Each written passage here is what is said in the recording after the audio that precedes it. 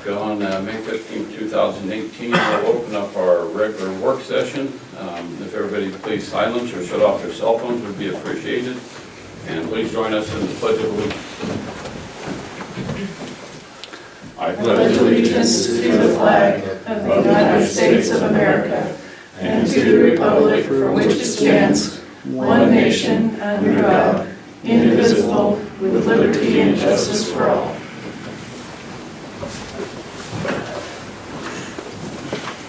Thank you and welcome, everyone. Melanie, corrections or additions or deletions to the agenda?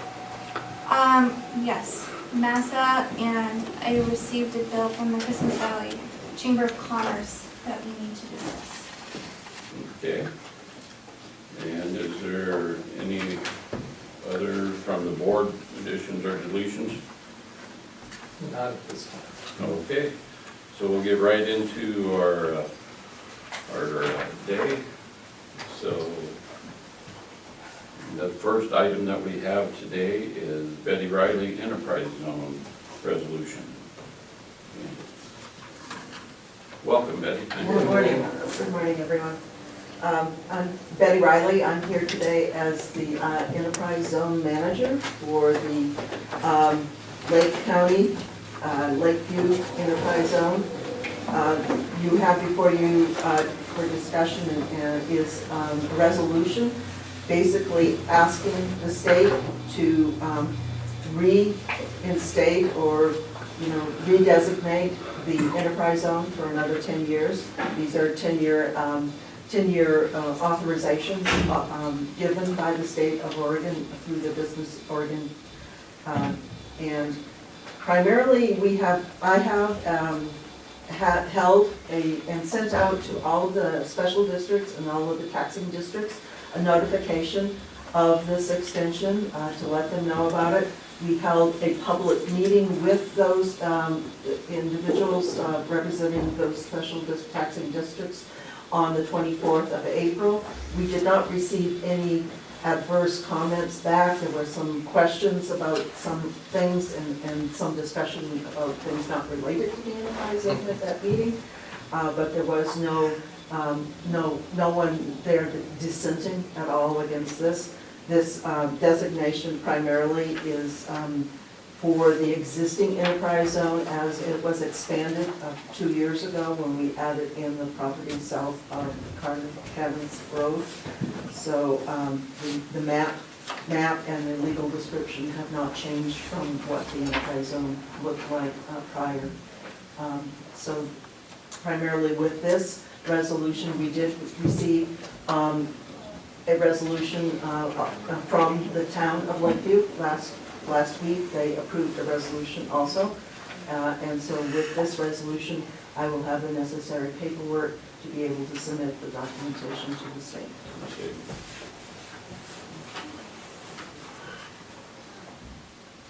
Questions on that to Betty? This is an action item for tomorrow. Yes. You did have attendance from some of the taxing districts in your Correct. public meeting. Yes. And The hospital, the school, the ESD were there. We did not have anyone from the fire districts, which I had expected, someone there, but there was no questions. The town also attended that meeting, and your assessor was also at that meeting. And the importance of that is as there's negotiations, our people receive the enterprise zone designation, the impact of those taxing districts can be. Correct. It is a 3-year tax abatement on all taxes related to new investment into personal property. So, and no facilities for traded sector type businesses. It does not pertain to any retail, although your designation does allow for hotel motels unless you decide that's not an appropriate use. And this also, by having an enterprise zone designation, I believe I'm correct, and correct me if I'm wrong, this also allows for, similar to Red Rock, a community service fee up to 15 years under enterprise zone designation, which is a tax abatement for 15 years. So that keeps us able to make Lake County as attractive as we can to try to bring industry and business here. That is the intent, it's to be able to help establish an incentive, a tool that you can use to recruit new businesses. It also can be used by existing businesses if they are increasing your tax basis or your employment base by 10% at their business. So we have had McFarland Door use it once in the past, and we also have had them. And years ago, Papa's Smokehouse. Papa's Exactly. Smokehouse is part of it, our airport. Exactly, anything That's at in the it. airport, yes, any of your businesses here or future. And for clarification to the audience, earlier you mentioned the tax abatement for up to 3 years, it could be 5, but then we brought it to subject of up to 15 years. That's based on a investment threshold. Right, yes, that investment threshold is, I can't quote the top of my head, but it is large. It's very low. It's very large. Very good. I have no other questions. All right, I will correct the typo I found in the title.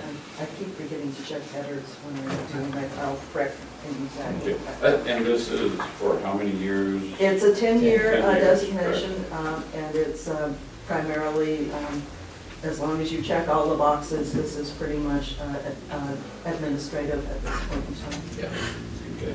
very good, Dave. Thank you, Betty.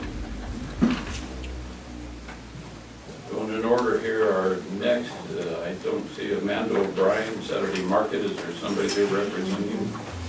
I thought there may be. There's 2 Saturday market people. Okay. Come right. Karen, you're welcome to bring up the chair too. Oh, okay. Karen. Well, the two Karens. Yeah. Double Karen. We're just equipped here, thank you so much. You are now our legal counsel. Oh, that's the chair, watch it.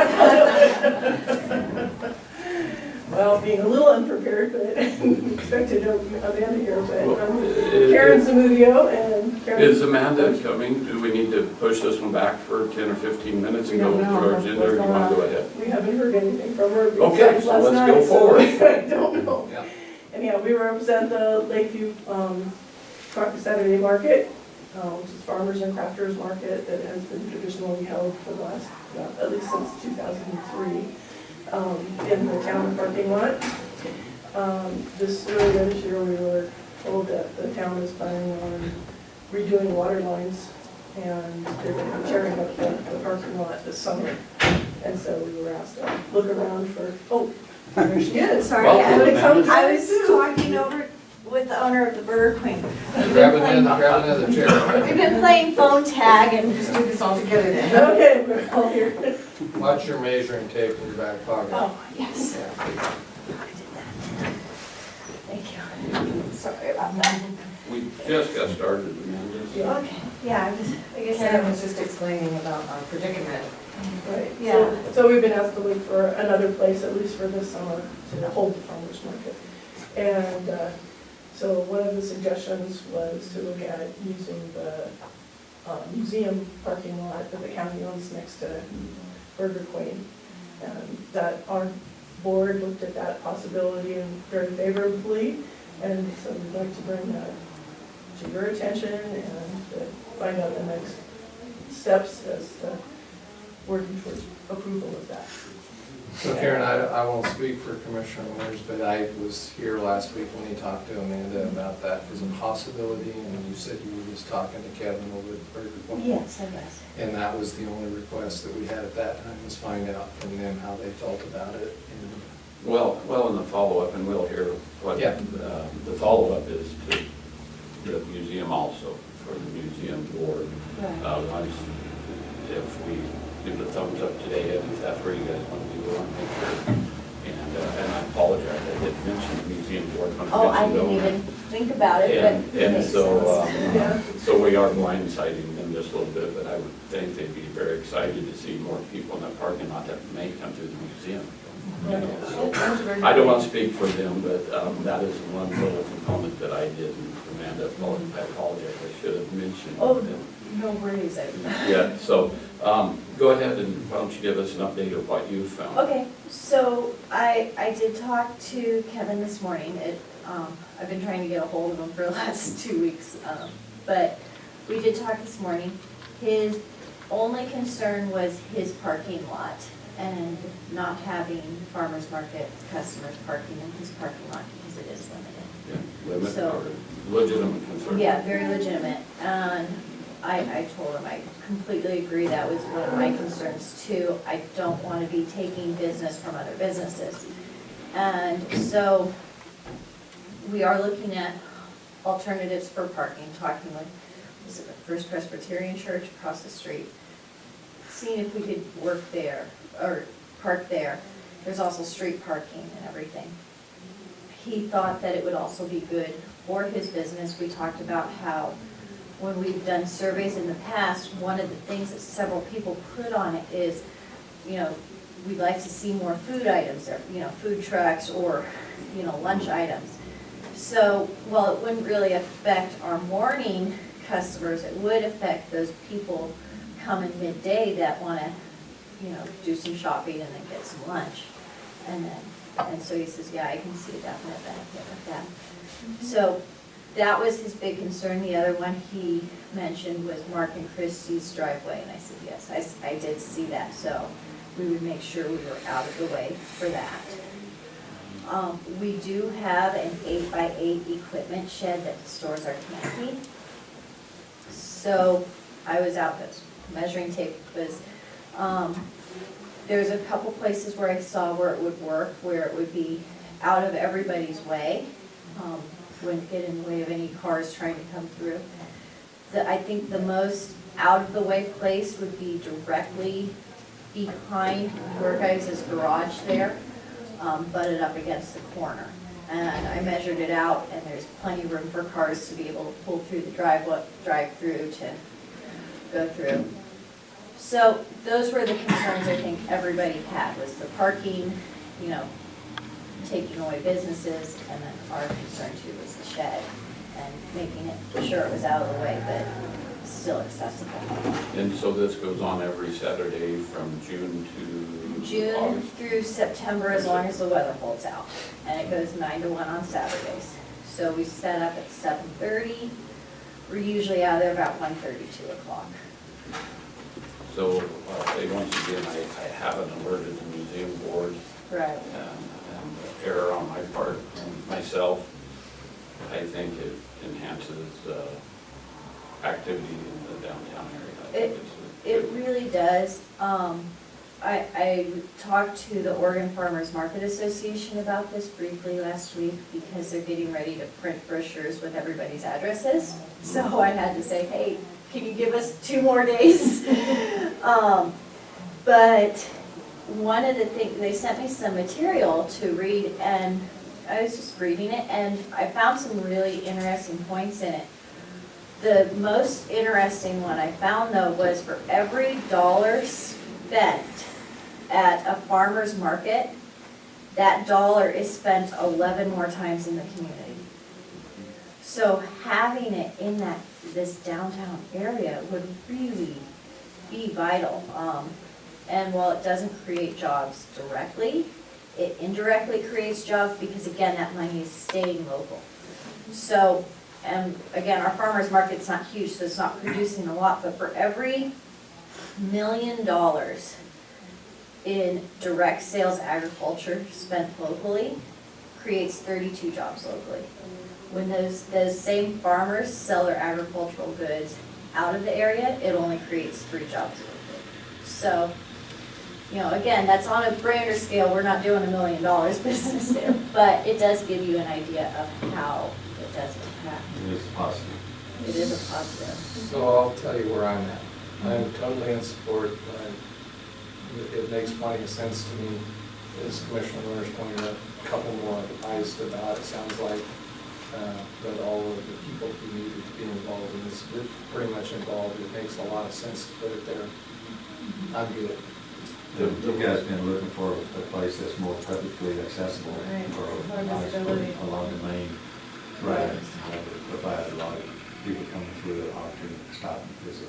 Well, and also we were thinking we might pick up a few more vendors that aren't aware of where we are, in the parking lot for the town, but that might be kind of an advertising aspect too. This will be a 1 year initially. Initially, and if it works out, possibly talk to you guys about making it more permanent. So now down to the technical parts. I talked to you, you guys have insurance because you're a 501c3. We probably should have some kind of agreement between the county, whether it's a museum in the county. There's some things that we should probably do to protect the county and have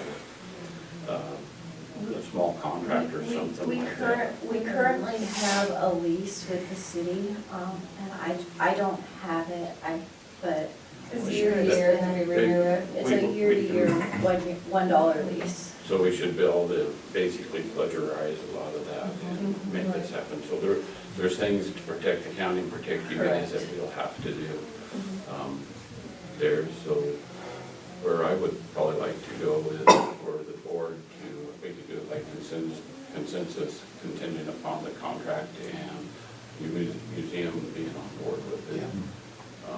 Am I missing anything that you guys can think of? The only thing I want to say is we aren't officially a 501c3.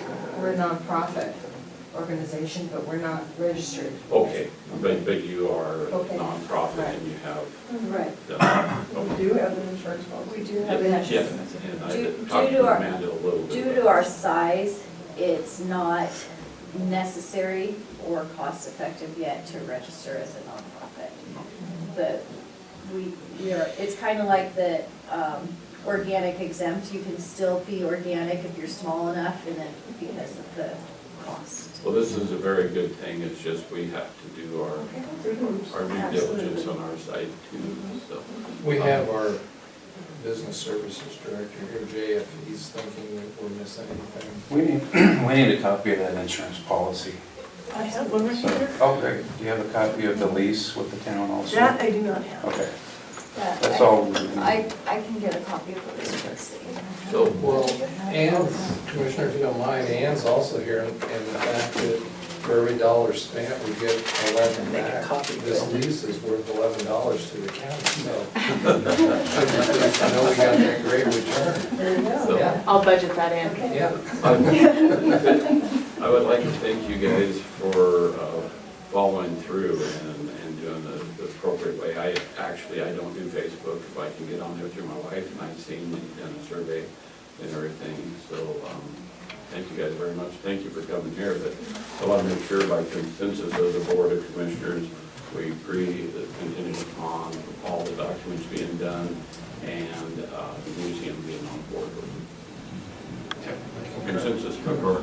Thank you. Sure. Yes, Thank you guys so Follow much. through with, With Jay. Yeah. okay. I think he's making copies. Jody right now. Campbell is the curator Okay. over there. The board president, I believe, is still John Griffin. I may be wrong on that, but coordinate with Jody Campbell. Do you know about when what time she's usually there? This time of year, just look on the door because of its buried hours. Yeah. And if you can't get a hold of her, I have her, so. Okay, perfect, thank you. All right, thanks. All right. All right, so we're going to move on down our agenda. Mr. Cooper, sir, I asked Mr. Cooper to come before us today, give the full board an update on the DOJ reorganizational / compliance of being a building official and providing building inspections. Here's a few of these, And that's pretty general. I'll let you take the lead, sir. I'm just going to use some of these.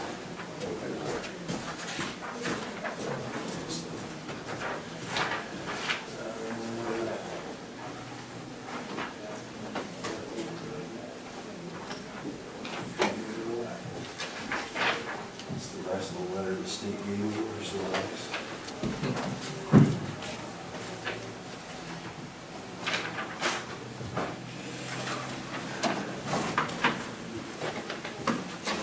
Good morning. Good morning.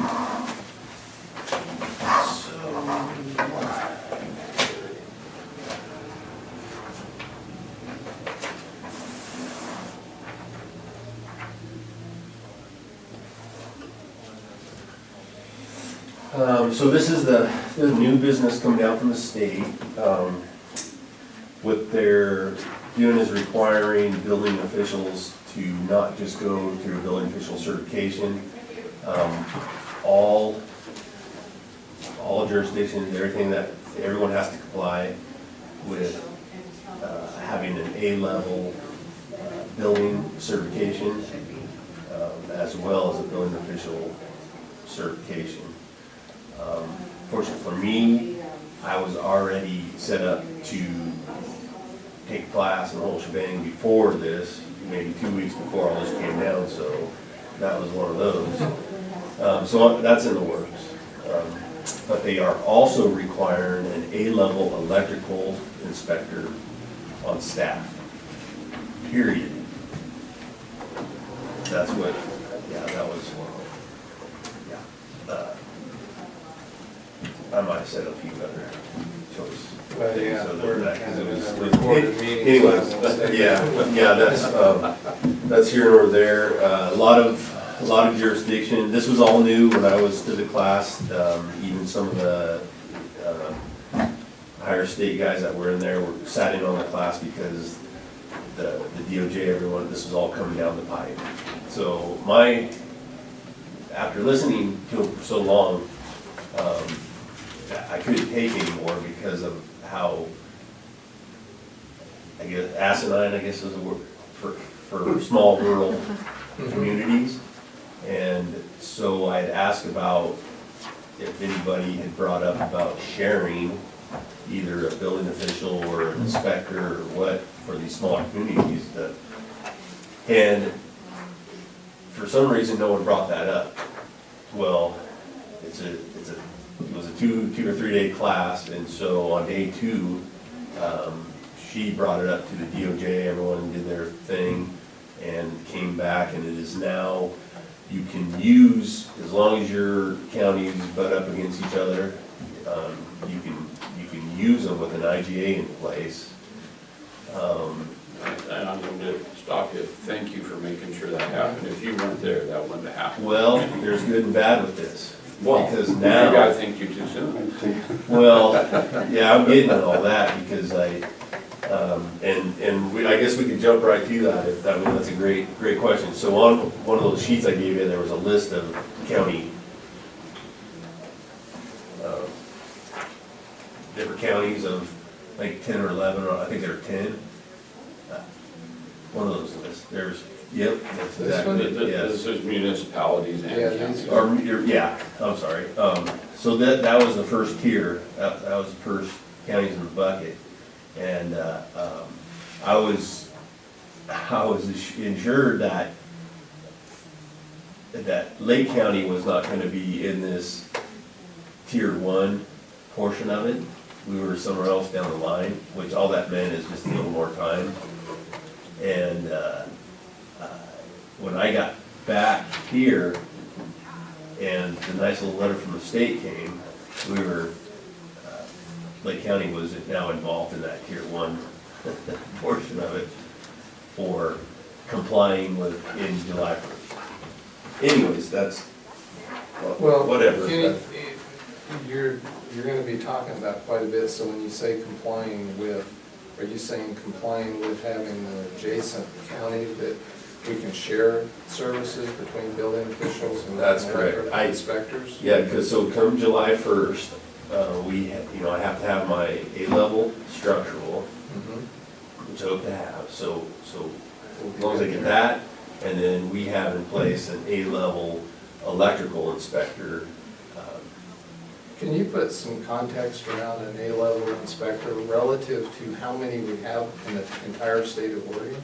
Oh, yeah, and that's, I'm gonna get to that Okay, as well, I'll let because you get to that's gonna come back, both, I'm glad Jay's here and Ann here as far as everything, but it'll have to do with possibly hiring an A-level electrical. For the audience, could you explain? I have one Could you explain? that would like to come to Lakeview to live.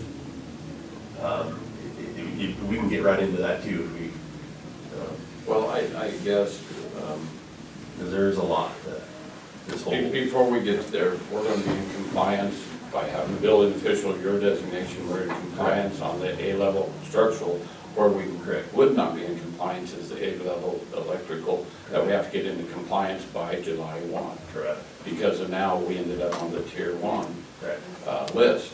So with that, you've been working with our finance department, our HR department and all to try to find out a way to make sure we're in compliance. So I asked you to bring that forward today. Right. And does that get you, Mr. Kestner, what you wanted to know? No.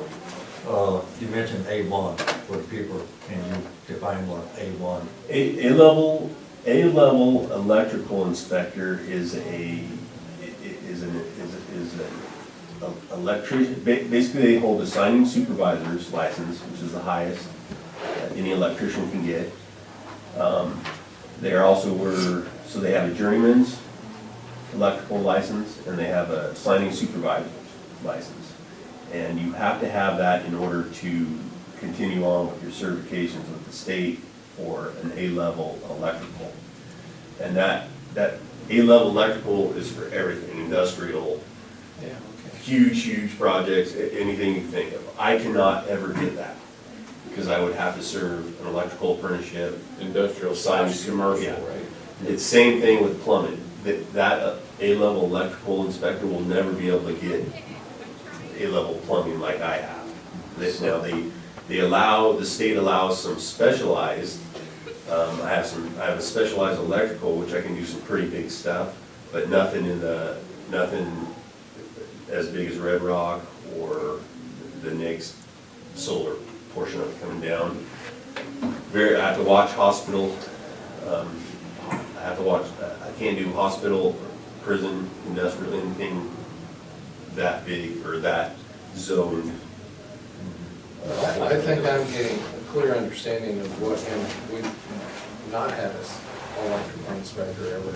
Right. And we've used the state, and there's been Right. other Right. certifications and so forth. Right. So I'm sure, Kenny, we're getting ahead of you, and you're Well, gonna there's so explain all much, this. there's but- so much swirling around. Well, I think Commissioner Winter said it best, there's a lot of stuff that's very set, you know, with you as a building official and your inspection classification, and you're gonna get certified here in the next little bit. So we're really talking about the electrical, but the first question that comes to my mind, in these shared services across adjoining county lines, are you saying Klamath County doesn't have an A1? They have an A-level electrical inspector right now. He would like to come to Lake County and live. I got you. So I got you. this is something I'm proposing now. A lot of things that come to mind is, do you want to hire him, can you afford to hire him, so on and so forth. And that's the other thing I'm going to get into, is how his certifications pay for him, Exactly, period. yeah, yeah. They will for probably 5 years, just with Red Rock coming in. Oh, So that's what I mean. These things, there's so much to think about, so many things swirling around. That's why I wanted to have a little bit of time in this platform to give you as much information now as I can. I've discussed a lot with Brad, but I want everyone to realize, not just a hiring aspect, not just a financial aspect, not just coming down from Salem, this is what you have to do. Yeah, well, we don't have an option. DOJ is saying this is what you will have by July 1. well, There's not a lot of options. but let's circle back around, because tier 1 means a lot of different things depending on the context. What is tier 1 in this context? Tier 1 is the first group that are having to comply by the July 1st deadline. So they're taking a small county, and I know I'm speaking to the choir here, but they're taking a small county like Lake County that has probably the least means to do something like this, and they're throwing us to the wolves Yep. and saying, you shall. Yes, Curry County, all those that you see there. That's why, when I talk about lawsuits and because it's not just that. A lot of those smaller municipalities and towns, cities and counties, they had a lot of third-party help, rather than have the state take over their program, building program. They would hire a third party, so this third party acted as building official, inspector, plans examiner, they were able to put a whole package together. And I do agree with the state on the building official part. So basically the DOJ decided that this third party can't act as a building official because it's unconstitutional.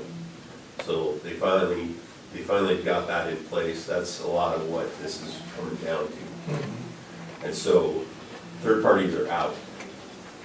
Now, third parties have been doing a lot of these, we use them for commercial plans again. It's another certification I have to get somewhere down the lines.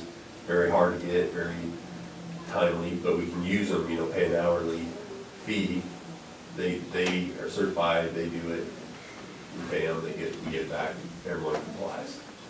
So they'll still be able to go that route, there just will not be, they won't have any jurisdiction properties in these communities. The other one is, basically it goes from, it starts with a city. If a city has a building program, and they cannot comply, then it goes down to the county. And if the county cannot comply, then the state gobbles it up. The state takes over that program. Say that again. If say like a portion of Portland, city of Portland, if for some reason they start losing a bunch of inspectors and won't be able to comply with what the rules are, they actually could fall back on a county to absorb that, so the county would have the city's building program. Klamath did it a long time ago. But if the county took it on for a year and then all of a sudden started losing inspectors and couldn't comply, or the state would then take over that program. Same with what's here, same with what's on that piece So of are paper. you talking about take over the program in its entirety, or just the parts we The can't entirety, comply with? they don't want bits and pieces of And it. the state? I can't get them to, like the A-level electrical portion of it, they have people on staff that are qualified. I can't get them to come down here and do a hospital inspection. They say they don't have the time, they don't have the manpower, but yet they're doing this. And yet they hold over our head the threat that we'll take it back and we'll provide that service that we Correct. can't provide right now. And I think a lot of it, because this is the other thing, is with an A-level electrical, so the state has a electrical program separate from everything else, separate from building. We paid Klamath for a long time. And there's actually quite a bit of revenue that goes through them. And so with this A-level electrical inspector, my whole part of that pie was to take over that program for Lake County. And I think they don't want, for some, I know the reason, they want the money. And I believe, this is my opinion, that like with Red Rock and stuff coming, they're trying to hold off on me getting that program. And because it's the same thing, we'll have to pay, we're paying, basically Lake County probably gets $100 off that Yeah. 10 grand permit,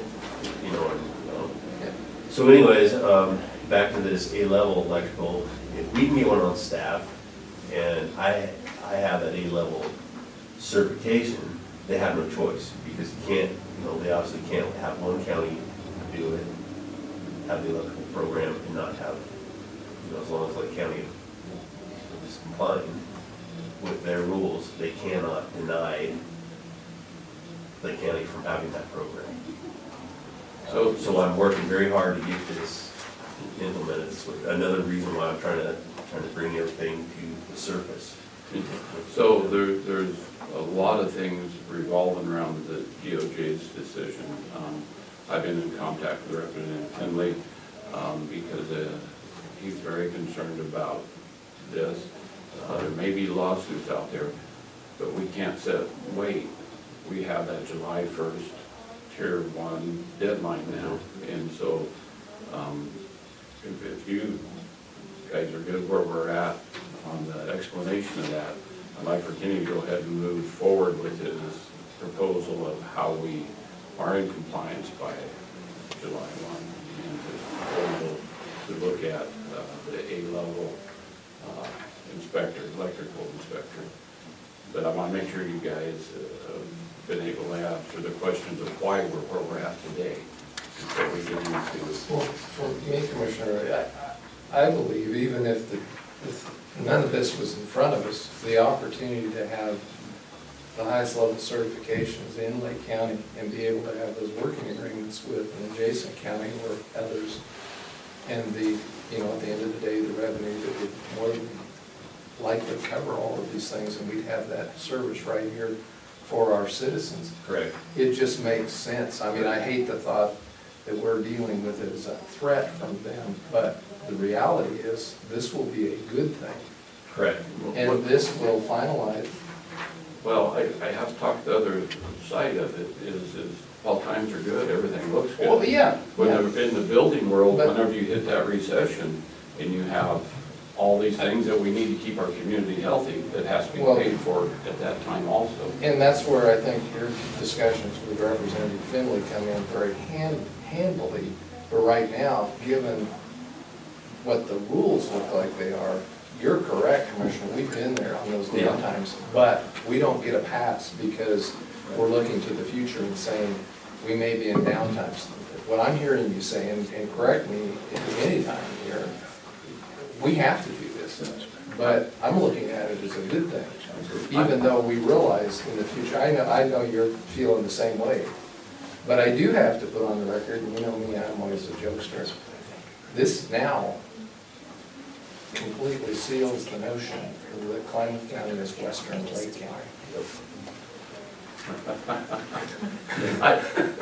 No, you're, well, I'm not done yet. That's why I'm not smiling, because. I know you're not, but we give them a hard time over there. No, but you're gonna get to that point, you'll get to that point where it's like, well, you know, we don't wanna ruffle any feathers. Well, Yeah. business is also business, and this is a business, I'm as very, well very as other supportive. things, but, Yeah. but I gotta get there, otherwise I'd be laughing, because that was pretty good. Well, I'm very supportive, I just Yeah, I want thought I to, had to repeat it. No, I'm just, when this first came down, I was pretty, anyways, I was out of sorts. Yeah, It pretty was, stressed. I already had a vision of where I'm trying to go with everything, and then, you know, it was like hitting a brick wall. But anyways, you're correct, as they've sped the process up, this is what you need to do to comply as a community. We have no choice. Now, you know, it always comes back to money. You know, can you afford it, an A-level electrical, you know? So my job is to try to figure out a way to have it pay for itself. And I have done that, it'll take some work, but whatever. But as far as the A-level, I have one, he wants to move here. He's an older feller, so he can, what he wants to do is he wants to be able to take his retirement out of Klamath County, and he wants to be able to be hired on, but he's looking for benefits. He's not looking for, you know, the huge wage. And basically what that means is the 20 hours or 19, you know, to get full-time healthcare coverage, you know, and a small wage, it would be fine with him. So I'm just throwing that out there. He probably well, only wants to. we would probably do a hiring process appropriate to follow the rules that we have to. And that's fine. And if he qualified, he would be the one we would hire. Right, and that's fine, I'm just throwing it out there. Yes, Yeah. yeah, if we have to go through a whole hiring, I get that. So there's somebody potentially that could apply. Correct, Okay. correct, and if you have to, you know, advertise it out there, you have to advertise it out there, but we all need, the reality of it is there's not very many of them. are very few and far between to even come to this Yeah. area. Well, It will be very difficult. So, So the bottom line with him is, you probably only have him for 5 years, which is great. Buys you some time, gives you some more advertising out there, allows more things to come into the community. You know, I'm working on Joe, what's Joe's last name? Joe McIntosh, never see it any younger, so he's talking with him, he thought he might be interested in trying to get that certification as well. And so that's an option, I'm trying to get that rolling, at least in place, so. There's potential for more of a hiring. Correct, role, even correct, if I'm it's just local. trying to think of the community and try, you know, want to keep everything centralized here, if that's the. so this is what I'm gonna say at this time. It feels to me like, and this is, I was really looking forward to the updates, and that there may even be more updates, but we're almost to the point where we're mixing two meetings. The update on where we're at and what we need to do with an offline meeting with human resources and with the treasurer and with the liaison to discuss how we make this happen to come back to the board. That's my view. Now, we're almost getting into some of the. Well, Yes, Dan. we're to that, not really, I call it reorganizational, but our mandated organizational, being in compliance. We're to that. Kenny and our HR and our budget officer, Kenny's worked with them. They have some thoughts and some numbers. and I'm just trying to throw it all out there in this first meeting, No, because, you know, we don't, this doesn't have to happen tomorrow, but I want everyone to be brought up to speed on it, you know? Well, I would defer at this time, Kenny, and I don't want to get ahead of this, because I was just saying, I thought we were getting ahead of ourselves. But if today, there can be additional discussion that we can add to the agenda tomorrow to come back with a general proposal of how we're going to meet this, I'm open to that. We don't have to Okay. wait till the 2 Okay. weeks from now. Yeah, 'cause I'm not doing it. We have to get there and make that decision, because before we adopt the budget, I'm we not- have to yeah. have. Yeah, I Sooner mean, is we know we better. need to get there. We know we're mandated. We know we want to. Okay. We don't need, if you've been doing all this stuff, see, Okay. I wasn't aware of that, and that's fine. Yeah. But let's do that after the meeting today, and then come back tomorrow for full disclosure on what it is we're going to propose doing. Is that for everybody? Yeah. Well, let me tell you a little bit more, Dan, just on the financial portion of it. Like I said, that's why I got, you know, I wanted Jay and Andy here too, for the money wise, is, you know, when I'm talking about, you know, touching jurisdictions, counties, with this electrical program, you know, like Harney County, for example, they can be absorbed into that. You know, so there's all these different avenues, even Klamath. I have an IGA set in place with Klamath to borrow, but the difference between here and Klamath is, you know, I've only used them a couple times because there's, you know, hospital and just some bigger commercial stuff. But, and then in turn, they use me for some inspections in Bly and so on and so forth. So they use me about 10 times as much as I, you know, use them. So it would reverse itself on the electrical end. And so therefore, they would have to pay Lake County. So whatever was in place before is almost going to swap her back around. To a different extent, not nearly as extreme. Yeah. Because I have some of the different certifications, but they will have to pay for something. Yeah. But that's what we need to do for our sister counties to help keep us all in compliance. Correct. Yeah. Correct. It is- That's exactly, it is you're the exactly right right, thing to because do. Harney County, when I got hired on, they were already calling, asking. And I'm just waiting, processing it all, and basically I'm trying to make it so these things pay, pay for themselves somehow, some way. So I have the ability to be able to do that. So I just want everyone to realize that. I'm not just saying, hey, pour 6 figures out there for someone else, because it's, Commissioner Winters is right, that's fine, high, on the low end, Yeah. but this particular, the here and the now, this particular setup going forward, I think is very, very perfect. It's what the building inspector wants to do. It's his decision, he got it for 5 years, so it's great to be able to utilize the good time right now, especially with what's coming, with what's going on. Because there's nothing, it's only gonna get the construction portion of it, people coming in, it's only gonna get better. I fully believe that. I can feel it.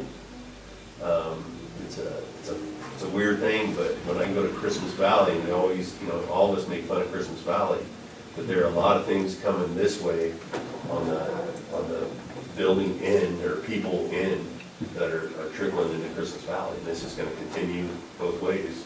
Oh, yeah. So, Lakeview's basically the hub, center hub. so I'm trying to read what you're saying. Are you and Commissioner Kestner comfortable with Jay and Ann and Kenny putting together the budget, the job description, and the things for us to approve tomorrow to make this happen by July 1? Because we can get right down to the nuts and bolts and listen to everything Kenny's been working on, but we're gonna have to take a couple of coffee breaks, because it's a lot. Yeah. There's a lot. Well, and that's what I was trying to get at. The information about how this program has evolved from the state on down is very pertinent, and that's what I thought we were gonna talk about today. The other is very pertinent, but I don't think we can talk about it specifically today. And I'm prepared, as one commissioner, to make a decision if you end up being prepared, working with Ann and Jay Sure. and the liaison, to bring it to us tomorrow. Okay, yeah. And if not, then we can have. With my day, I'm gonna be a little bit part play of that. I'm gonna rely on you guys. I Yeah, appreciate that. no, but I Commissioner, mean, whatever it takes. Okay. I don't wanna just set a date out there and say, well, we can't deal with this till the middle of June, because that's our next meeting. I wanna deal with it as soon as you're ready for us to deal with it. Yeah, I'm sooner the better for me. Yeah.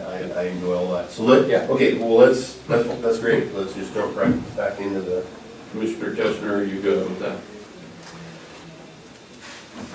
I'd like to do a little more, as far as the decision tomorrow, I'm not comfortable yet. But we do need as soon as we can. I'm not saying wait till mid-June or anything. We have special session or something. But I would like to peruse the ORSs and OARs, that's the art new, and do some research on that. Tell me what Could I respectfully request that maybe you get with Kenny and get that done by tomorrow? I would really like to get this going. I think we have an opportunity here to be in compliance, make us successful. So if your questions are answered by tomorrow, I'd like to bring it back tomorrow. If not, I respectfully understand that too. Well, there's more than a handful of OARs and ORSs. I'll get with you on those, but I'm still not saying I'll be ready for tomorrow. We have an option for a special session on Monday or sometime to get it done. And we don't have, I have the this treasurer and the HR, Sure. to do their work also. This book is given me by the state, and it has this will answer all your questions. And you can breeze through it. It'll have all the reference numbers that you need, and it'll give you that reference number, and it'll tell you what that reference is. So we'll either be ready So or we I can won't. take that home with me? Yeah, absolutely. And You can take rely this. on AOC. They've been, some of the emails you've received from AOC, Mike Elias, and part of the fact that this isn't something new. Yeah. As in this last 3 days, this has been going on for about a month. Well, the month, but when you go take the class and then 2 weeks later, or 2 weeks prior to, for me, it was all way too quick. So we're gonna keep it on the agenda for tomorrow. Okay. And at least, even if we're not absolutely ready, we'll get an update. Yeah. And I agree with you, move on it. It's just a comfort level of it jumping. Sure. to some- Yeah. All right, sure. Kenny, did you have anything else before we can get out of that seat? I'm just trying to think any other, like I said, we're moving forward. I'm at that comfortable spot now where I'm just doing my thing to comply with what they're requiring. I don't think there's the nice little letter they sent about being investigated. That's in there. Talking about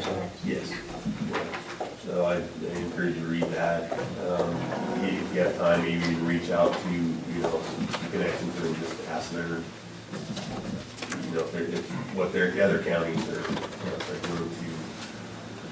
Thing is, as Commissioner Winter said, this has been going on for a while, but it's been communication between AOC, Mike Ellison, and Brad. I don't have all the, I may not have all the time, but it is something we need to move on.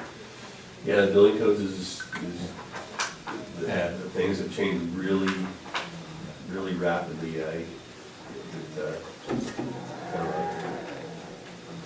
the reason we need to move on is because of the July 1, and the budget needs to be reflective of that. But if we don't quite have the person on July 1, it shouldn't adversely affect anything until we have a project, like Red Rock.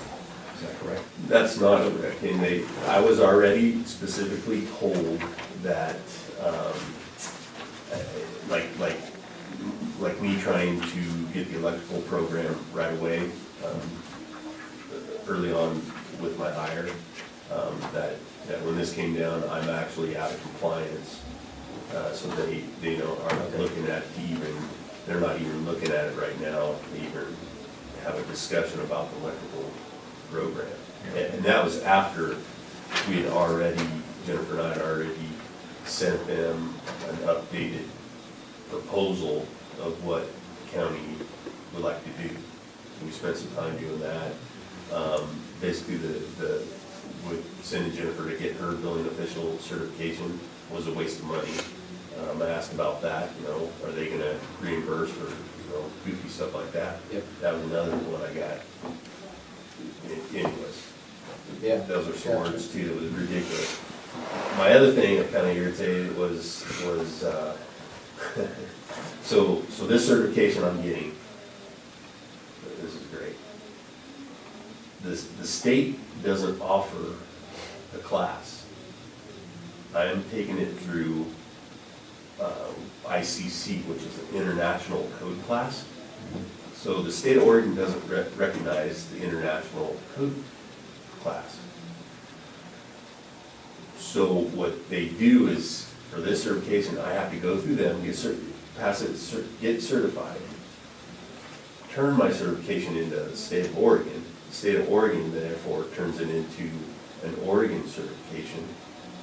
So county pays for that twice. So that was another argument. It probably didn't help as far as being part of this Tier 1 deal. That was very irritating to me. The money deal. I mean, none of it makes that, if they're requiring something, they should be offering that through themselves as a certification. Or just accepting another certification and not charging to recertify. Correct. Yeah. Correct. It's totally out of any common sense. And Kenny, I would like for you to make sure and drive that point home with AOC. And a small correction, Mr. Keshner, I believe all of us received that email from Mike Eliason. I just printed it down from whenever I received it. If you look back in your emails, you probably should have received that yourself also. AOC is very good at communicating with all of us, but be sure and let Mike Eliason know that they're double charging us by that certification. But go ahead and meet with Ann and Jay and bring everything back to us. Okay. And they give me time to talk to Mike Allison at AOC. Okay. I think that's, All right, so he's checking. he's still checking. Yeah. He's still checking. I think that's it. When this all came down, I'm just gonna, there's a couple other certifications, there's fire life safety, commercial plans examining. There's a couple more that I'm just planning on getting later down, so I don't have to do this. Yep. Just We expect it to be a work in progress, and we're working it very hard. Yeah, I Support you and get what we need to get. okay, well, No pressure. Yeah. no pressure. No, thank you. Thank you, Kenny. I know you're very busy. All right, we're going to jump on, try to keep things rolling here. Ann Crumrine, Office Deputy Delegation. Welcome, Ann. Thank you. Hi, Ann. So as everyone knows, the office deputy that had been in my office for years retired. Her last day was last Friday. It was a great little gathering for her send off, so thank you for being part of that. In evaluating that position and that workload and those duties, I feel like it's prudent for us to try adding some duties onto somebody else in a small nature to see if that's beneficial to the public and still providing services to our internal county staff. But I think it's going to be a more cost-effective option for us. Like we talked about during budget meetings, the nature of our workload in business services and the treasurer's department is getting a little bit smaller with the amount of departments and people we have on staff. Agreements with other agencies has kind of streamlined some services all across the county for our public, but then also some of our processes as far as technology and banking moving so much more down the road of a lot of electronic transactions. All of those factors led me to want to try this option. And so what I'm proposing is that your administrative assistant, Melinda Buzzini, act as a second signature for me in a segregation of duties capacity and also reviewing transactions. So I don't know if this made it in your packet or not. I haven't. Okay. So what this, and it's because I kind of sent it out late, this policy is the Business Services and Treasurer Department monitoring, supervising, and segregation of duties, financial reporting, and fiscal policy. We've had this policy in place for a couple years. What it does is it lays out segregation of duties for all of us and then kind of goes through a few of our procedures. So I sent this out to Jay and Nikki and Melanie to review what I'm looking at changing. Really what it asks for in the segregation of duties spot is that the administrative assistant, still reporting to you gentlemen, would review my, what we call journal entries. It's an accounting process in our financial system that, can be a correction, can move dollars in a JD sense. And so she would sign those that I create as a second signature. She would review daily bank deposits to the bank. She would review monthly bank reconciliations. And then also the treasurer account check registers and be a second signature on the tax distribution checks. Those are only once a month. There are 2 things that are only monthly.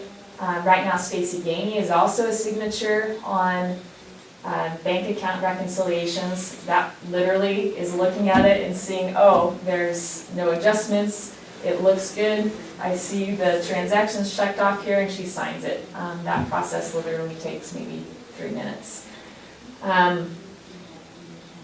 The journal entries, again, does not take very long at all. It's a report that you're looking at. You see line accounts and then it's a check-off signature process. I anticipate what I'm asking your administrative assistant to do on a weekly basis will be no more than 15 minutes. On a monthly basis, may be no more than 2 hours. That's my guess right now. As we move through this transition, we can reevaluate and really try to understand if it's working for everybody, if it's meeting the county's needs for protecting, again, that segregation of duty aspect. So we're protecting myself, that I am not signing off on all kinds of things that no one has reviewing authority or eyes on, and then protecting the county in that same sense. Protecting the county from me having too much signature authority and processes that no one's reviewing. So it's really in both of our interests to keep a segregated That's just good idea business. there. Yes. So, does anyone have any questions? I'll just say, Ann, I know that this was part of it was a part of the discussion that came up is, I don't know the world of finance, but the way you explain it, the idea of trying it, I like. because we're not committed to it. We did some other things budget-wise that would mean we'd have to regroup. But with that said, it's important, and I'm sure Melanie and she can weigh in, but I'm sure she will feel that way. It is a little bit more than a signature. You have to know what you're signing. So there's some training there to know what to be looking for in order to sign off on something or to ask the questions. And the second part, for full disclosure, something you and I chatted about, it's not about right now, but the future. Because you have a huge job, and I'll state it one more time. You do a tremendous job for this county, and you're called upon by a lot of folks throughout the state for advice, opinion, et cetera, et cetera.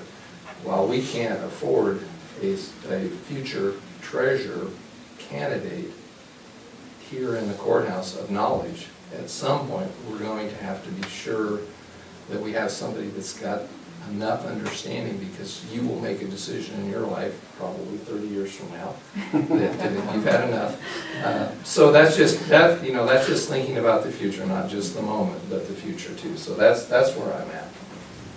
So, thank you. First, you and I haven't had a chance to sit down and visit about this, and that's probably the disconnect on my part. I'm probably the one with the most concerns and protective of an administrative assistant to the Board of Commissioners. And with the proposal that I had brought forward to add duties to that position above and beyond her job description that I had brought forward, not these. So as this comes forward, to add more duties on to an administrative assistant that works for 3 individual commissioners, and the things that gravitate there, I have concerns. Straight up, I'm not one that sugarcoats that.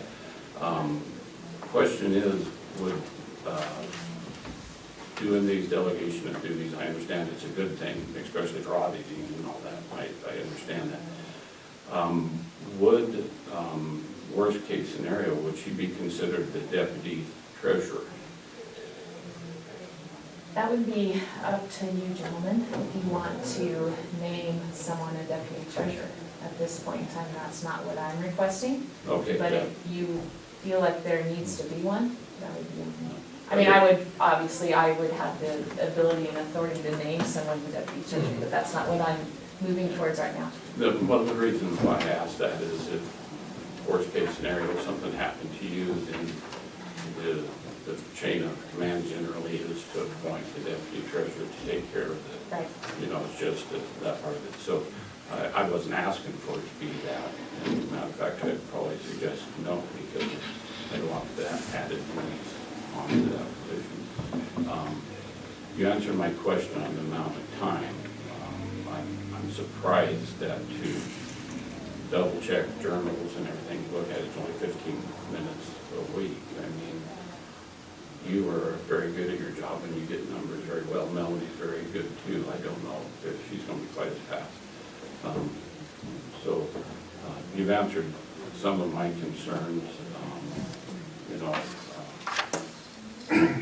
I'm still a little bit skeptical, to be perfectly honest with you, but I'm willing to give it a shot, just as you presented, Ann, and say, let's see if this works, and let's see if it gravitates to something different or not. If it does, then we'll readdress it at that time. I'm very willing to take a look at this, but I am very protective of administrative assistant to devote the time as we as commissioners say, we need this, Melanie, we need that. Ours should be number one priority to that administrative assistant. And it absolutely will be. The things I will be asking Melanie to do are not time sensitive. I did not say that either. Okay. None of these things that I'm asking her to do are time sensitive. So if it takes her 2 weeks to review those journal entries and put a second signature on it, that's okay. In our world, you don't want transactions sitting out there longer than necessary without that second review. But the time sensitive things are on me to get done and on Nikki to get done necessarily, and Jay. But really it's Nikki and I that have the most time sensitive things that we do. And then it's on everybody else kind of for that second signature, that review process. So, full disclosure, one of my concerns was, and I believe you answered it without saying it, is I was concerned for you to be able to take a vacation or for you to be able to have time away and then everything go to her office. That's not what you're talking about at all. No. You will continue to be Jay's or Nikki's or the clerk's office or whatever. Yes. This isn't somebody to do the treasurer's duties whenever you're away or anything. No, again, with the way our world is going with a lot more electronic banking, I do have the ability, Jay, Nikki and I, we all have the ability to continue to keep the county functioning, even if we're not present in the office. Right. When I am gone and my office is shut down, it's already kind of in practice that the clerk's office acts as that second depository, if you will, for the county managers with her locking safe and her ability to check deposits for me and sign off on those. So we already have that process in place. That's been in place for years. I want to make sure you're able to get away from here. Yes, and believe me, again, as part of our policy, so you understand this, it should almost be a requirement that your key financial people take extended vacations, at least a week long. There are reasons why we need, and that's part of it, yes, absolutely. So, Thank goodness, I will get out of here. 5 days or 7? When I get five, how long? 5 days or 7 days, sometimes 10, but, you know. and you need 20. Yeah. So, yes, again, I take the service I provide to the citizens and the county managers very seriously. When I do plan those vacations, there will be communication out so that people know in advance. We all work together very well. We continue to make things happen around schedules, and so we will continue to do that. But it will not fall on Melanie to act solely in my place when I'm gone. That's not where I'm That was asking. one of my concerns, and you answered it. I'm very comfortable to do this. Melanie, you have a statement or question or something? Yeah, I'm honored to be able to help Ann. She's been instrumental in my success these past 6 months. I don't know what I would do without her, and I'm excited to be able to help her now too. Thank you. And I'm supportive of that. I'd like to learn more about, Commissioner Winter said he had other duties that he was thinking about applying to you. So we need to talk with HR as far as the magnitude of all this coming down. Well, I can explain those right now, Commissioner Kester. You missed a meeting and, or maybe more than one, but through as our contract person for IT and as our contract, Brad Brown brought forward the need for some cross-training. Yes. And so that was a discussion, and it was brought up that to help keep the county on all our liabilities at a minimum, some cross-training of Melanie in that side as a contract review person and the contract manager that brings it to the Board of Commissioners was to get some education, some training on exactly what the county needs for IT contract, so that we make sure that when we sign that contract, there's somebody that has some expertise to say, yes, we need this Buffalo, we need to be on iCloud, or we need to be wherever, that helps advise the Board of Commissioners and manage that contract correctly. Well, I'm very supportive of that concept. I mean, And I'm engaged with cybersecurity myself, not just for the county, but for the larger. And on that position, she's already in the position of the IT contract in charge of that. So I agree that she needs training to fulfill her job. Yes, and so the second component of that, the second part that was brought forward after having a meeting with not only our contractor, but other people, was cross-training on, from our badges to other things as the public is coming in, so that she's able to manage to that she's one that manages the people coming and going to use our Memorial Hall or different things, is that we as commissioners will let things gravitate to only one person that really does that, and then the other person that's able to do that is a contract employee.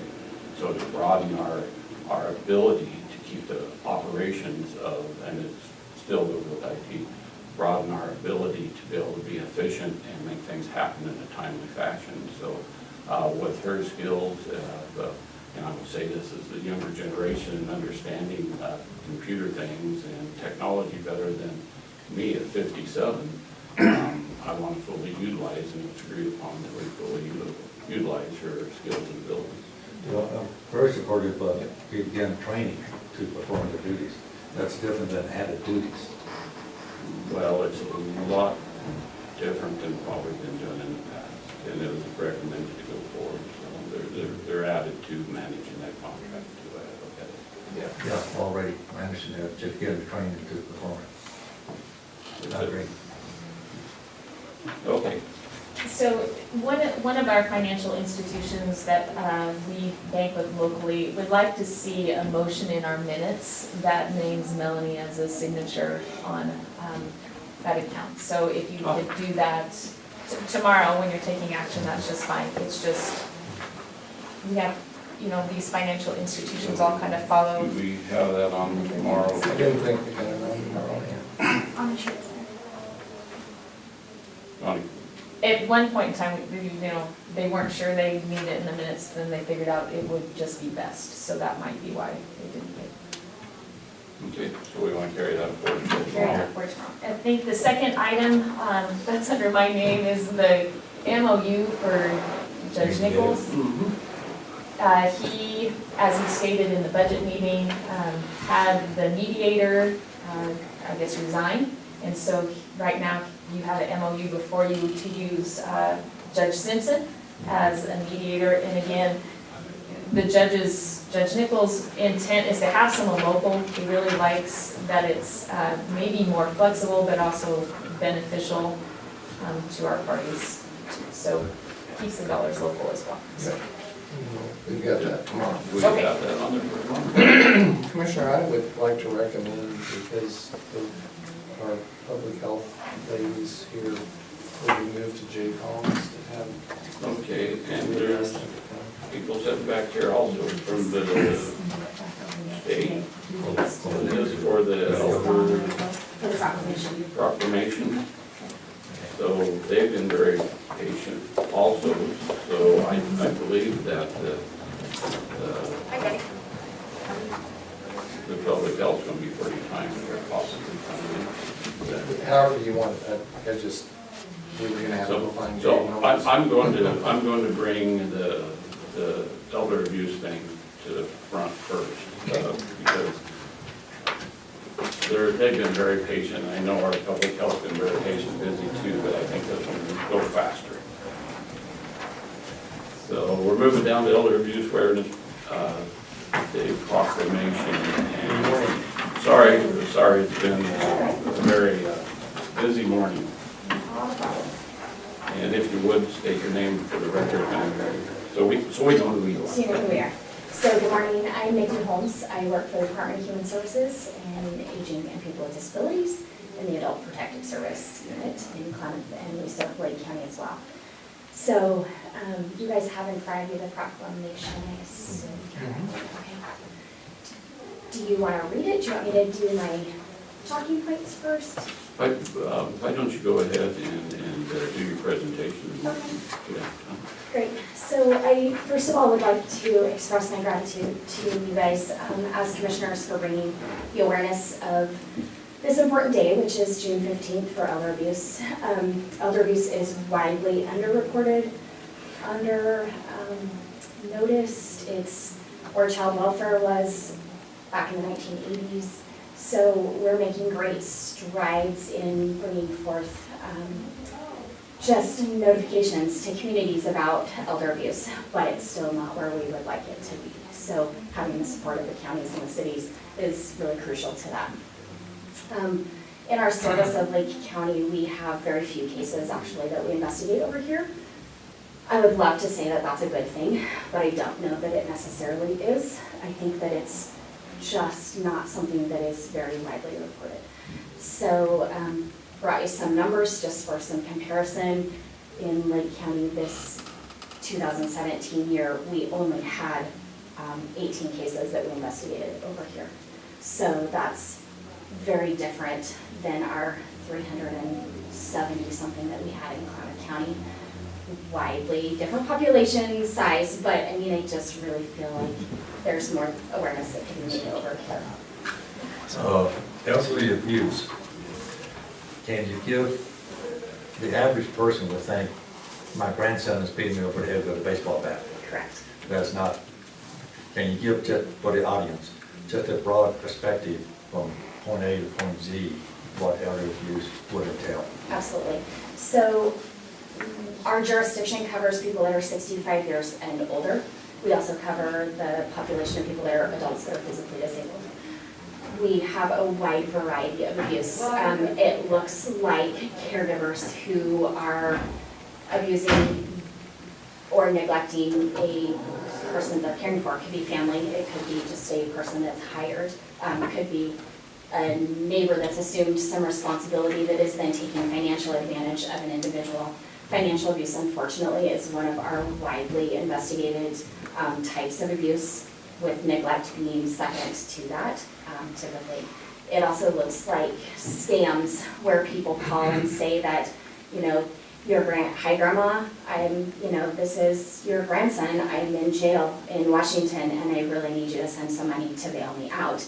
And scammers are very smart, so it's really easy to get our elderly population who's not super savvy to the world sometimes in that format to bite, and they start sending money to people that don't even exist. Lots and lots of phone scams, although we don't investigate a lot of those locally because a lot of them get sent to the Department of Justice because they're people that are in foreign countries. We don't have any really control over that, but we can intervene in those situations to help people secure their bank accounts and protect themselves and give them education. It also looks like abuse in facilities. So all of our nursing facilities, assisted living facilities, and adult foster homes are required to take care of our population that's in those facilities, and they're required to do it right. So lots of neglect happens in those facilities. Unfortunately, we have cases of physical abuse that happen both in the communities and facility settings, and sexual abuse, which is really ugly for those populations. So it's a very vulnerable population, and unfortunately, that's why we have jobs to serve those folks. So, Yep, thank you. Anything else? no, not necessarily, unless you guys have questions for us. Could you introduce your partner? I would love to. I'll let him introduce himself, actually. My name's Chris Schraubert. I work for Adult Protective Services and I've been investigating elder abuse for about 2 years. How do you spell your last name, Chris? S-T-R-O-M as in Mary, B as in boy, E-R-G. I think I might know some of your relatives in the clan. Could be. Thank you. So, Board, we'd like to do this proclamation today. And so, I will give it my best shot at reading that proclamation. So, in the matter of proclaiming June 15th, 2018 as Elder Abuse Awareness Day in Lake County, Oregon, whereas thousands of vulnerable seniors and people with disabilities are victimized every year by financial exploitation, physical, sexual, and emotional abuse or neglect. And whereas elder abuse happens to men and women of all income levels, all cultural and ethnic groups, whether they are in good health or incapacitated in some way, in poor neighborhoods or in suburbia. And whereas these incidents of abuse and neglect take place in home and in facilities and are perpetrated by family members, friends, caregivers, strangers, and whereas elder abuse is grossly underreported because of elderly who are being abused find it very difficult to tell anyone and are usually ashamed and sometimes afraid.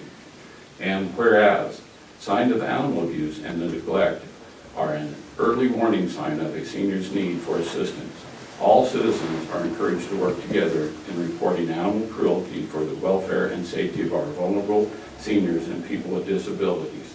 And whereas the Oregon law enforcement community, adult protective service staff, and advocates have forged a stronger working relationship through community-based multidisciplinary teams to prevent and prosecute abuse and neglect. And whereas Oregonians need to be better informed on preventive measures and the indicators of abuse and neglect. And now therefore be it proclaimed by the Lake County Board of Commissioners that June 15, 2018, has a typo here, is designated as Elder Abuse Awareness Day in Lake County, Oregon. We encourage all citizens of Lake County to unite as a community to support our aging and people with disabilities. So proclaimed. Thank you. Thank you guys very much. Thank you for being patient. Thank you. I'll just make one comment. In poor neighborhoods and in suburbia, a poor neighborhood can be within a suburbia. So I would, next year or whenever, to change it, because it could be rural residential also. And commonly are. Thank you so much. Thank you for being patient. Appreciate it very much. Thank you.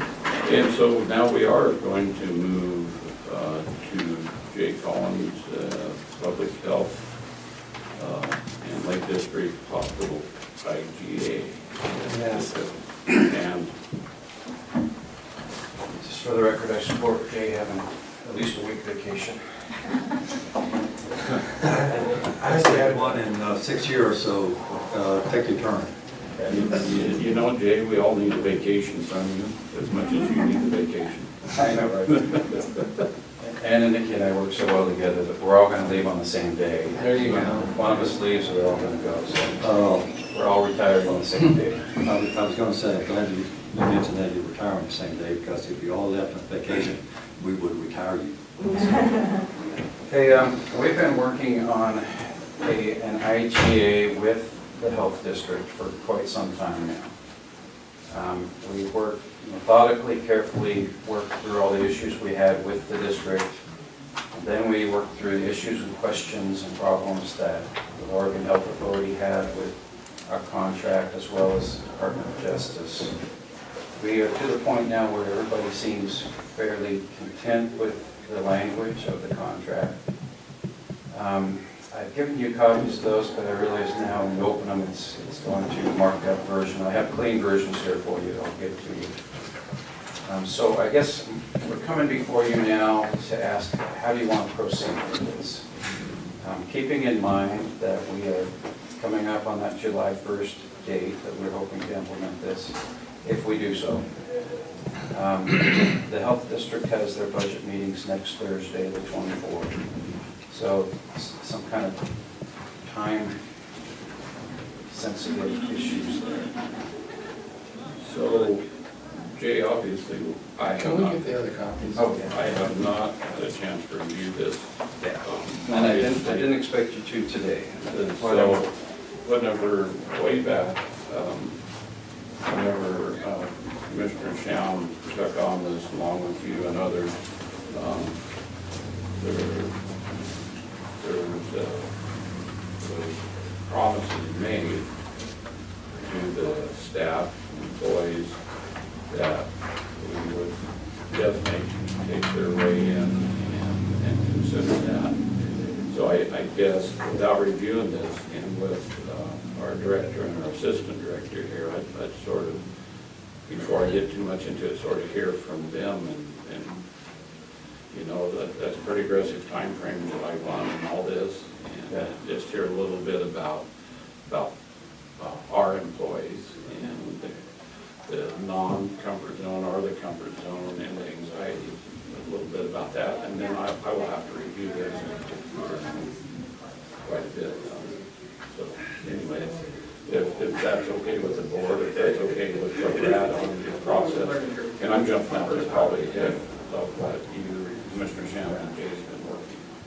No, we had a big meeting, it's been a few months back, and Judy and Bill were both at it. Dana Drum came down from the state, we had somebody else on the phone. And from there was, and Charlie was here, Charlie Tway from the hospital with the health district. From there, it more than anything got turned over, and I have to acknowledge the work that Jay's done on this, to work with the group, including, and he named them off, DOJ, the state, with Dana and others, our legal counsel, Charlie, their legal counsel.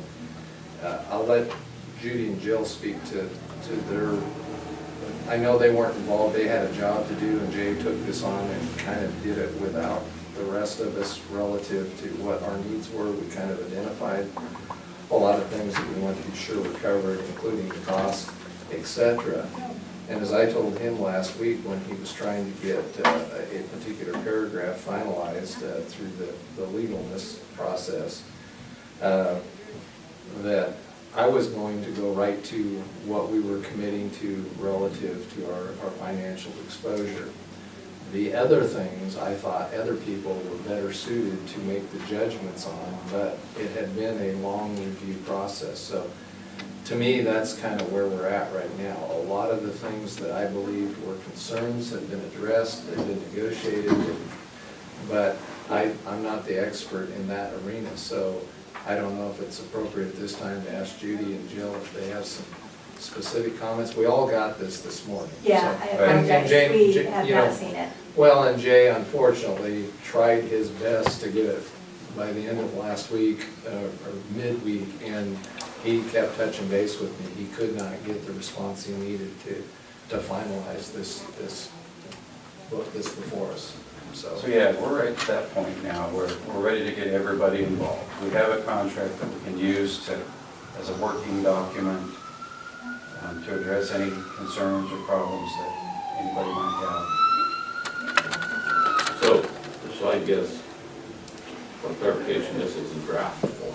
Yeah. There's still an opportunity for there to be, Oh, yeah, definitely. okay, so it's draft form. We're not looking at it, agreeing to this by tomorrow. No. Okay, No, Commissioner, that's an excellent point. That's the one thing Jay and I talked about last week, you know, there's a lot of legalese that people could either read and try and regurgitate, or just our responsibility to both our public health department and the employees and our financial responsibility to the county. I think we've been pretty above board on discussing the whole notion, and Judy, once again, I need you to weigh in. I've listened to you, and you feel like if it had all the necessary things in there, I'll call it things, that this would probably be workable. You've already developed some relationships. Your view, I don't want to speak for you, but I've never thought that we were going to have this unbelievable change. You folks were going to be over at your office providing service. It was just going to be a different way that if administration happened. That was my proverbial 30,000-foot view.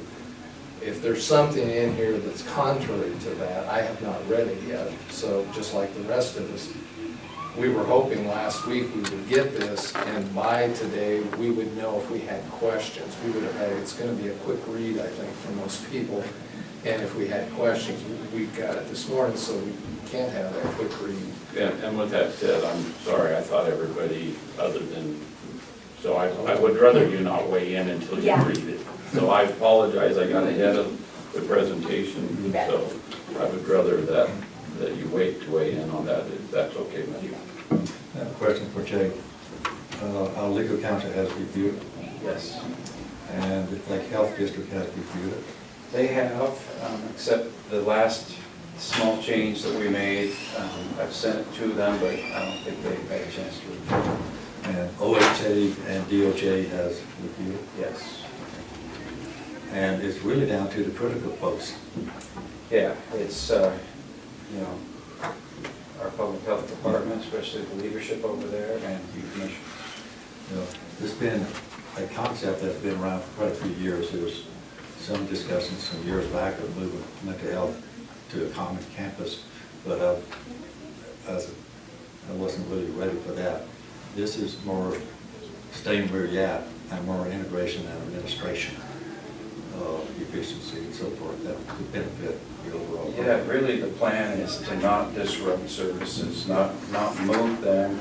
Public health will continue to look largely the same employees, the same services, with some enhancements of providing some more service at and be able to get reimbursed for things that we currently can't get reimbursed for. Well, that's exactly right, Jay, and I know that the facility itself, there would be some nice upgrades that would be taking place as a result of this if we do it.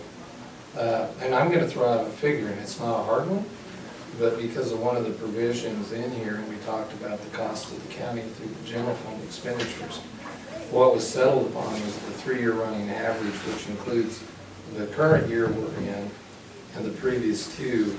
The only slight discrepancy is in actuals versus what was in the budget. But if you went with the 2 prior years to this, the actuals added those to this year's budget, the exposure going forward for the county general fund, and let's give a little bit of wiggle room here, but is about 131,000.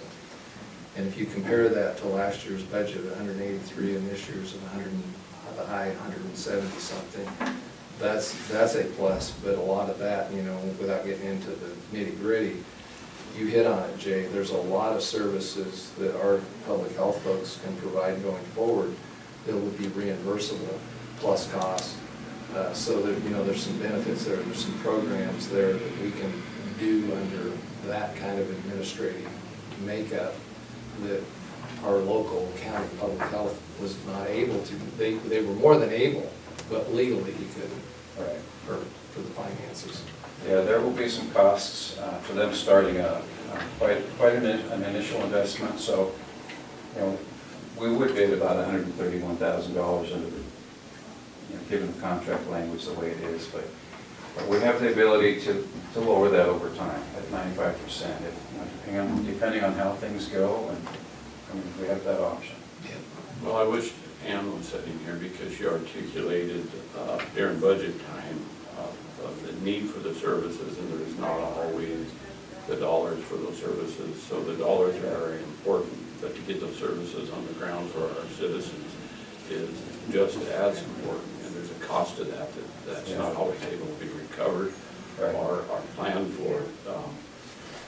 As we, all of us have worked on this a little bit in different avenues, or at least in our own theories in our own mind, is that we want to be able to keep those services and those separation of those services for the confidentiality for many different clients that need to be there. That as I review this will be one of my things I will be reviewing, is because of, I will say over the years, our public health has done an exceptional job of keeping that confidentiality there for a segment of clients that is just paramount. It's very important. So I want to make sure that's there. With this, and this is similar to mental health, the Board of Commissioners stay as the Public Health Authority. Where the Mental Health Authority, as this, and I've read this, as this being set up, and we're the Public Health Authority, is there an advisory group or anything that's going to be established? How are we going, and I haven't read it, is there guaranteed updates and everything to the Board of Commissioners? Yes. There is. Yeah, there is. There's a whole different level. I think, you know, public health, you know, people who are at the state level in public health, they've seen how these mental health department contracts have gone, and there's been several counties that have contracted out their public health programs. In the latest Public change, health or mental health? both. So they've seen this all happening over the past few years. And the one thing they didn't like was counties had a tendency to just turn over the program without a lot of oversight, without a lot of involvement. So the new ORSs that were just implemented and the rulemaking that has, I guess is still taking place, is addressing that. They're requiring counties now to show in their contracts that we have you know, some accountability and involvement in the selection of our local public health administrator, that there are regular reports. You know, you'll see that in the contract. Okay. But, you know, it's a whole different level. We have certain things that we can't contract out, and that's what our local public health administrator will be doing as an employee of the county. So, Yeah, Just for the audience, on the things that we cannot contract out, like quarantines and so forth, can you just elaborate so people know what the county actually remains Yeah. hands on? There's an exhibit in the back of your contract that lists all of those. I couldn't list them off the top of my head and do any justice Not to all, that. just an example. But there are, you know, the licensing of restaurants and, Judy, Yeah, it's here, but yeah, restaurants, there's tourist quite a few accommodations. things that don't come up all the time, but they do come up. The birth certificates, what do you call that? Vital records. Vital record. There's quite a few things. That's all. Yeah. Well, and to Commissioner Winter's question, you know, under oversight, district shall provide the county quarterly written and in-person reports summarizing the district's work in the district being the health district. Under this agreement, in form and content agreed by the parties from time to time, and prior to that one, 5.1, in consultation with the district, the county shall develop policies and procedures appropriate for setting priorities for the program, evaluating the program, and improving the program. And then there's a final one at the end that involves OHA and the whole intergovernmental agreement. So, yeah, there's, So nothing for tomorrow. This will be, No. So the way I kind of had pictured this happening at some point when we feel we're ready, and I didn't mean that this has to happen before the district's budget meeting, but, you know, if it can, that would be great. But at some point, bringing everybody together, commissioners, Judy and Jill, their staff, the health district, any community partners who are interested in how this transition would look, bring them all to a public meeting and have all questions answered, so, concerns. Jay, if the timing works, you know, when you and I talked last week, and I didn't talk to Judy about it, but for the public health department as well as Charlie and us, I was wondering if that work session at the 1st of June would not be a good time. It's a Tuesday, and just have everybody here, just so we can talk about it, see if we're there. Maybe have that as the last item to accommodate extended interaction and discussions. Yeah, that would give us a lot of time to work through any issues that we have individually with this contract. And that's what I would also propose, I'm glad you said that, is we all review this. I think we need to give our feedback to you, Yeah. because you do go through a long vetting process with other entities, including our legal counsel, Yeah. OHA, of course, the hospital and their legal counsel, so it's not a real quick change of anything on this. No. But it's, if something needs change, we need to change it. I don't want to suggest we shouldn't bring it, but just realize it will take us a little time. Or you, Jay, because you've been doing all the heavy lifting. well, and I don't want to exclude anybody, but I would leave it up to public health if they want to bring the whole crew over, or if they want to represent, and so on for whatever public, you know, partners or anything. Hopefully, whenever we get to that work session, most all those questions have been answered Yeah. at that time. Hopefully, but it's not mandatory for your whole staff to come over. If that's what you want, ladies, I'm comfortable with that, but I want you to sort of weigh that out of what works best for you. And what date are you looking at for that? Well, possibly it's First Tuesday. First Tuesday. June 5th. Fifth, yeah. We'll go look at our calendar. Well, we can work through all of that stuff, and I agree with what Commissioner Winters was saying there, but let's go back, maybe not to the beginning, but close to it. It was in prior to the Christmas season, Thanksgiving, somewhere in there when our director left, and Judy and Jill said that they would be glad to, I don't know if they said. He's putting words in your mouth. How come we're laughing at Yeah, that one? yes, that you would be willing to give this a go, and once again, for the record, you've done more than give it a go. You've done a fabulous job, and we appreciate it. Absolutely. But at that time, going over there, as you can recall, Commissioner, I was asked at that time to be the liaison to public health, and Jay went, and Commissioner Winters went, and I went, and we sat down and listened to a very upset department, not because of YouTube, but upset with this process, thinking it was a done deal. Some of the questions were very pointed about, this has already been decided, et cetera, et cetera. We made a promise then, and we're holding that promise, that we would involve everybody, maybe there haven't been as many updates, but there hasn't been any action either. But relative to this process, it's been very transparent. So that's the only reason, one of the only reasons that I would not want to exclude anyone from coming, because we all have a vested interest in the services you all provide, and those employees have a vested interest in their jobs and the services they provide. So, I agree. okay, thank you.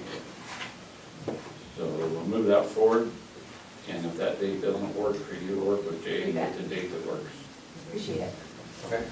Yes, because we can do that old special session thing if we need to, and just focus on this only, if there's a better date and time.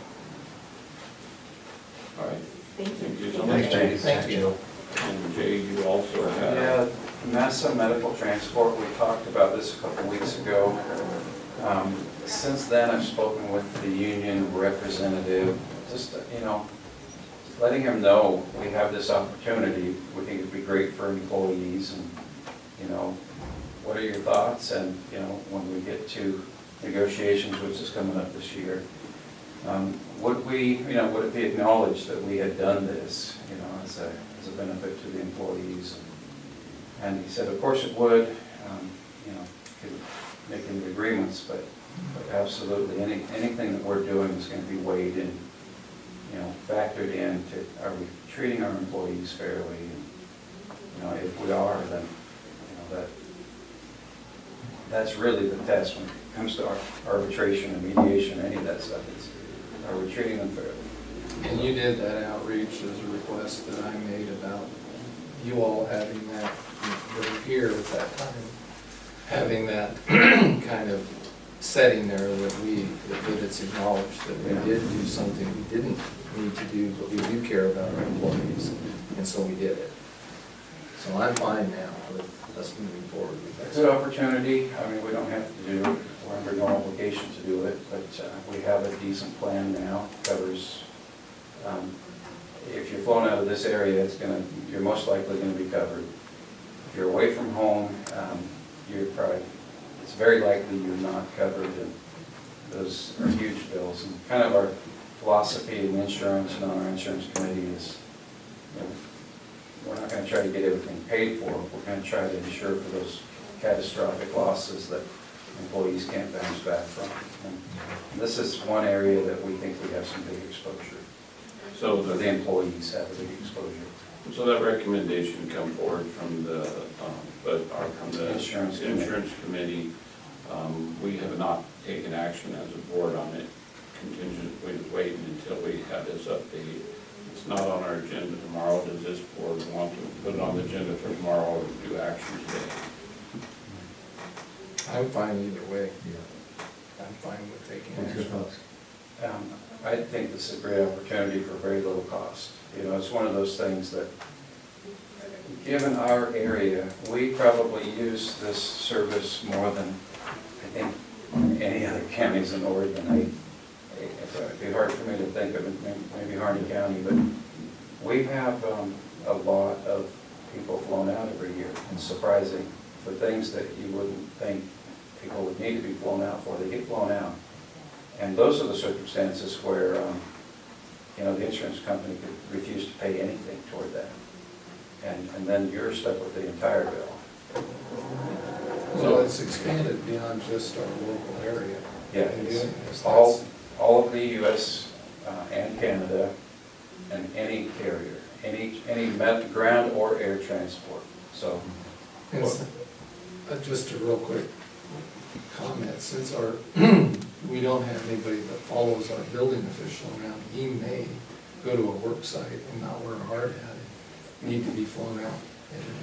And his yellow Moments vest and notice. safety glasses as Yeah, required so- by job description. That alone, we can ill afford to have him incapacitated. Where's that ICC class? So Jay, when we take action on this, when would it take effect? July 1st.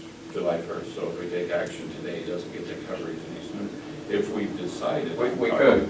If we decided for it to take effect sooner, what's the soonest it could be in effect? June 1st. June 1st. We've already paid for that other service through the end of June. So we have in the budget, we budgeted $100 for each employee. This would raise that amount to $160. We have it in the budget, so we wouldn't have to make any change. So there's enough in I'm salaries. favorable with starting at the new budget here personally. And I'm right opposite, the sooner the better, myself. Okay. So, but I guess that will come in a motion. That will be up to you guys. So. Any other questions?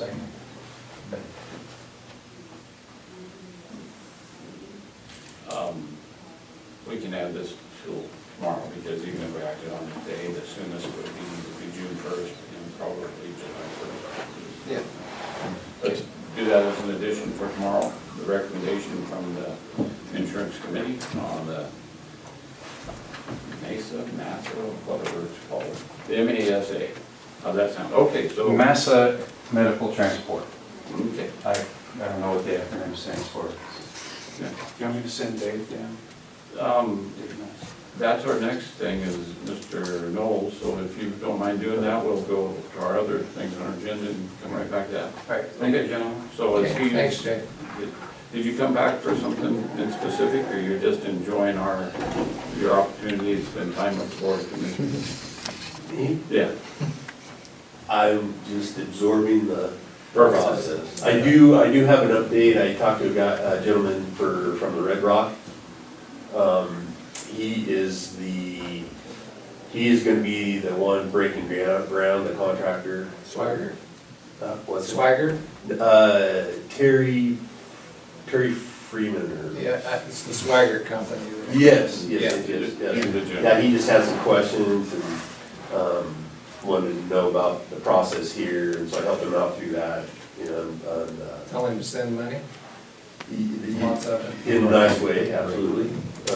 He wants to make sure the whole groundbreaking deal is, you know, so he moves from dirt, so it looks like someone, yeah, like they're breaking ground, so I gave him the thumbs up. Do what it takes to break out the gold shovel. There we go. Okay, let's take about a 3 or 4 minute break. Commissioner Kessler's probably heading where we all would like to go for a minute. We'll come back just shortly.